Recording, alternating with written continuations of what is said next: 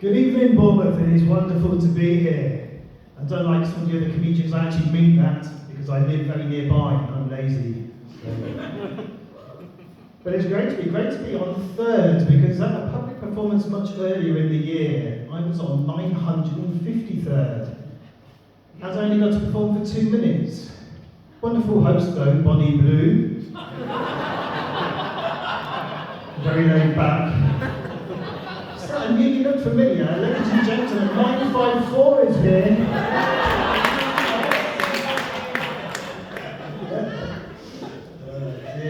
Now, I'm glad I made it on time tonight because I have been doing my bit for Operation Raise the Colours. What I've been doing is finding those white mini roundabouts and I've been painting on them giant red plus signs. I think it's had a positive effect. I have learned 2 important things though. Firstly, maybe next time I should get out of the car before trying to paint them. And secondly, maybe Glasgow is not the city to start painting giant St. George crosses. Now, I didn't grow up on the south coast. No, I came down in 1994. By that, actually, I don't mean I was high for the whole of 1993. No, believe me, the Midland town that I grew up in was very, very tame, a little town called Rugby. And when I used to be single back in the good old days, some might say, my wife's not here, I can say that. I used to say to some women, I come from Rugby, but they'd just laugh. I think they misunderstood and they'd say, oh, bet that made the scrums interesting. To which I'd say, well, it would depend how much I fancied the hooker. If I did, then yes, sometimes I would come from Rugby. But when I first moved to Bournemouth, I actually lived in a hotel not far from here in Westcliff. But when I say to people now that I used to live in a hotel, they'd say, gosh, Joe, you are ahead of your time. And I say, yes, but I didn't arrive by dinghy. No, my form of transport was a lot more hazardous. It was a Renault Clio. So in a way, also from France. And as I found out, much like an overcrowded dinghy, prone to sinking. But a bit more about me then. I actually now identify as non-binary, unless I live to 100. That's one for those of you who understand binary. And as I said, I am actually married. I've actually been married for 18 years. And I think the secret to longevity and long relationships is to have things in common, isn't it? And enjoying doing things together. So for example, my wife and I, we share a sense of humour. We have to, she hasn't got one. I like to watch porn with my wife though, on my own.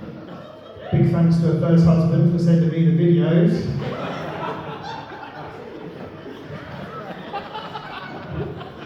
We have actually got 2 kids, we've got 2 teenagers, and we've gambled tonight because I'm out, my wife is also out, and we've not got any babysitters. They could be throwing a wild party or something. Now we had to stop using our last babysitters. Well, they didn't like being called that, they prefer the term social services. I did have an offer from a guy to babysit. His name's Tim Westwood. He's got a lot of free time on his hands apparently, so but I did turn it down. I'm not that desperate. But my son is my youngest, and he came back from the park the other day, and he had a brand new football, which he didn't have when he went. When alarm bells were ringing, my wife said to him, well, how did you get the football? He said, well, a very kind, friendly man in the park said he'd give me the football if I went and delivered a sensitive package for him to a nearby house. Well, we were getting really worried at this point. I said to him, okay, son, and did you look in the package to see what was there? He said, yes, I did, and it was 2 little squidgy, see-through packets of brown powder. We were like, gosh, it's heroin. That is a big relief. We were worried it might be party political flyers for the upcoming council by-election. We won't have our son get involved in any of that nonsense. But ever since then, he's been out and about a lot more. He's got a whole new wardrobe now. He His style of dress, I would describe it as 100% JD Sports. I said to him, diversify your product range, you could be JD and Coke. I also said, apparently speed dating is making a comeback. I said, you might start selling amphetamines. My dress ain't so much, but as you can tell, JD Weatherspoons. But yeah, my wife and I, we enjoy spooning in the mornings. That's our favourite way to take heroin. And we were reminiscing about the old days when our son was much younger. And back then, we would sometimes discipline him by giving him a little smack. But now he disciplines us by not giving us a little smack. Yeah, it's all a far cry from a year ago when he started secondary school. And in his first week, I said to him, okay, son, what have you been studying? He said, Jim Davidson. I said, Jim Davidson, the right-wing comedian? That seems a very strange subject to study, unless the school's trying to redress the balance after 30 years of cultural Marxism. I said, what have you been looking at? He said, generational challenges. I said, no, you mean the Generation Game, just the game show you presented on BBC One. What else? He said, problems in the Middle East. I said, no, Jim was just entertaining the troops in Iraq and Afghanistan. I said, anything else? He said, yes, the Tory. Sorry, I said, yes, the Torah. I said, no, he was known as the Tory, the only comedian daft enough to admit he voted Conservative.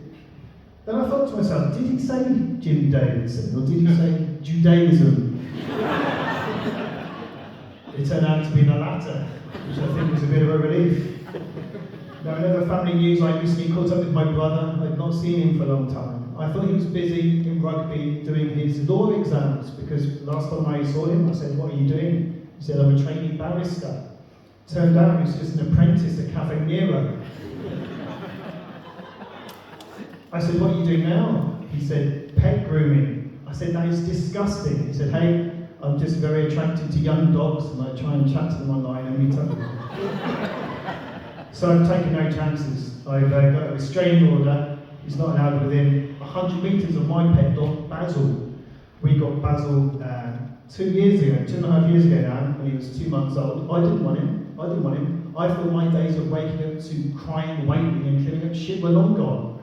To be honest, that was sorted when the wife got her colostomy bag fitted, and that's when that stopped. But we'd never had dogs before, so we didn't know what we were doing. We didn't have them when we were younger. And so we went to puppy training classes.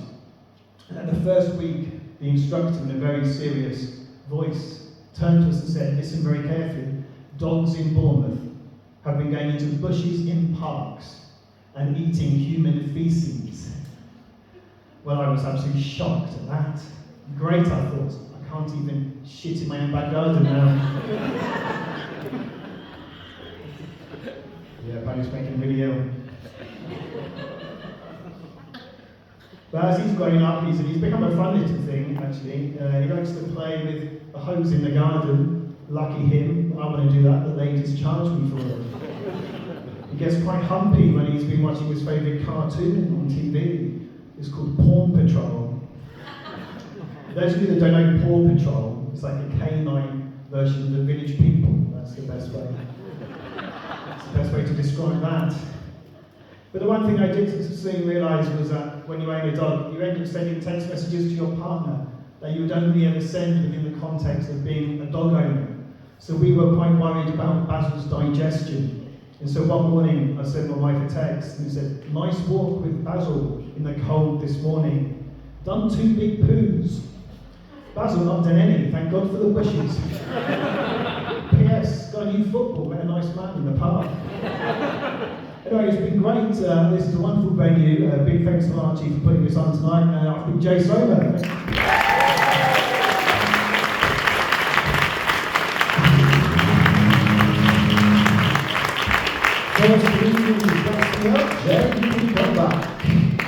Alright, well that's been the first section. Have you had a good time?